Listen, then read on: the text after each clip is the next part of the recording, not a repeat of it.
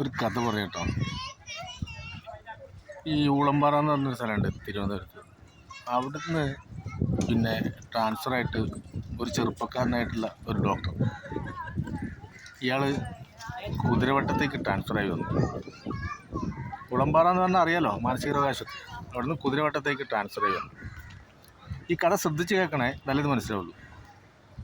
അങ്ങനെ കുതിരവട്ടത്തേക്ക് ട്രാൻസ്ഫറായി വന്ന് ആദ്യ ദിവസത്തെ റൗണ്ട്സ് രാവിലെ ഒരു ഡോക്ടറും പിന്നെ ഒരു വാർഡനും പിന്നെ ഒരു സിസ്റ്ററും കൂടി, അവർ മൂന്നാളും കൂടി ഇങ്ങനെ ആദ്യ ദിവസത്തെ റൗണ്ട്സിന് പോവാണ്. അങ്ങനെ റൗണ്ട്സിന് ഇങ്ങനെ പോയി ഒന്ന് രണ്ട് രോഗികളൊക്കെ കണ്ടു. പിന്നെ പിന്നെ ഒരു സെല്ലിൽ പോയി അവിടുന്ന് കുറച്ച് രോഗികളെ കണ്ടു. അങ്ങനെ ഈ അടുത്തടുത്തുള്ള രണ്ട് സെല്ലുകളിൽ രണ്ടാൾക്കാരെ താമസിപ്പിച്ചിട്ടുണ്ട്. അവിടെ ഇങ്ങനെ ചെന്നപ്പം ആദ്യത്തെ സെല്ലിൽ നിന്ന് ഒരു ചങ്ങായി ഭയങ്കര കരച്ചിലാണ്. സിസിലി എന്ന് വിളിച്ചിട്ടാണ് കരയുന്നത്. സിസിലി, എൻ്റെ മോളെ സിസിലി, എടി സിസിലി എന്ന് പറഞ്ഞ് ഭയങ്കര കരച്ചിൽ. അപ്പോൾ ഡോക്ടർ സിസ്റ്ററോട് ചോദിച്ചു, ഇയാൾ എങ്ങനെയാണോ? അതിൽ ഒന്നും കൂടി ഒന്ന് മുന്നോട്ട് നടന്നപ്പോൾ തൊട്ടടുത്ത മുറിയിൽ നിന്നും മറ്റൊരു ചങ്ങായി കരയാണ്. എടി സിസിലി, നീ നിൻ്റെ ജീവിതത്തിൽ ഒരിക്കലും രക്ഷപ്പെടില്ലടി സിസിലി, എടീ സിസിലി, എന്നാലും നീ എന്നോട് ചതി ചെയ്തല്ലോടി എന്ന് പറഞ്ഞ് ഭയങ്കര കരച്ചിലാണ്. സിസിലി എന്ന് പറഞ്ഞിട്ട്. അപ്പോൾ രണ്ട് മുറിയിലുള്ള ആൾക്കാരും സിസിലി എന്ന ഒരാളുടെ പേര് പറഞ്ഞിട്ടാണ് കരയുന്നത്.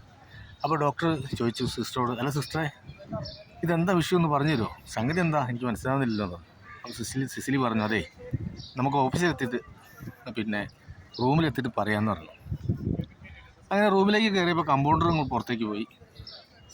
സിസ്റ്ററും ഡോക്ടറും കൂടി ഇരുന്നപ്പം സിസ്റ്റർ പറയണം, അതെ ഡോക്ടറെ, ആ ഒന്നാമത്തെ മുറിയിൽ സിസിലീനെ വിളിച്ച് കരഞ്ഞ ആൾ സിസിലീനെ കല്യാണം കഴിക്കാൻ പറ്റാതെ ഭ്രാന്തായി പോയതാണ്.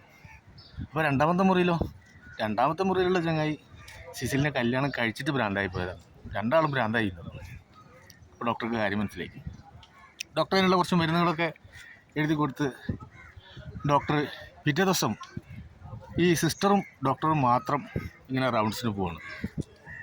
അങ്ങനെ ഈ റൗണ്ട്സിന് ഇങ്ങനെ പോയി ഇതേ സ്ഥലത്തെത്തിയപ്പം രണ്ടുപേരും കരയുന്നില്ല. അപ്പോൾ ഡോക്ടർക്ക് മനസ്സിലായി, ഞാൻ ഇന്നലെ കൊടുത്ത മരുന്ന് അത് അവർക്ക് ശരിയായിട്ടുണ്ട്.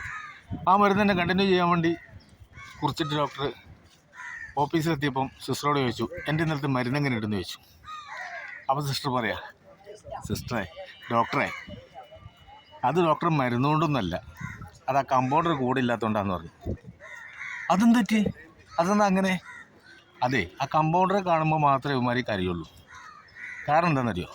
ഈ സിസിലി ഭർത്താവിനെ കൊണ്ട് ഇവിടെ സ്ഥിരമായിട്ട് ഇങ്ങനെ വന്ന് അവസാനം ഭർത്താവിനെ ഇവിടെ അഡ്മിറ്റ് ചെയ്യിച്ചിട്ട് സിസിലി ഇപ്പം കമ്പൗണ്ടർ കൂടെയാണ് താമസം എന്ന് പറഞ്ഞു. ഡോക്ടർക്ക് വലിയൊരു കോമഡി ആയി തോന്നി. അങ്ങനെ ഡോക്ടർ ചോദിച്ചു, അല്ല അപ്പോൾ നമ്മളെ കമ്പൗണ്ടർ എവിടെ എന്ന് ചോദിച്ചു. അതെ ഡോക്ടറെ, കമ്പൗണ്ടർ ചിലപ്പോൾ അങ്ങനെ 3 ദിവസം 4 ദിവസമൊക്കെ ലീവാക്കും. ഇപ്പം അയാൾ ചെറുതായിട്ട് ഭ്രാന്തിനുള്ള ഗുളിക കഴിക്കുന്നുണ്ടെന്ന് പറഞ്ഞു. കഥ ഇവിടെ അവസാനിച്ചു. കഥ അങ്ങനെ പെട്ടെന്ന് വരുന്നൊരു കഥയാണ്. ചിന്തിക്കുന്നവർക്ക് മാത്രമേ മനസ്സിലാവുള്ളൂ. ആദ്യം മുതൽ അവസാനം വരെ കേൾക്കുമ്പോൾ മനസ്സിലാവും.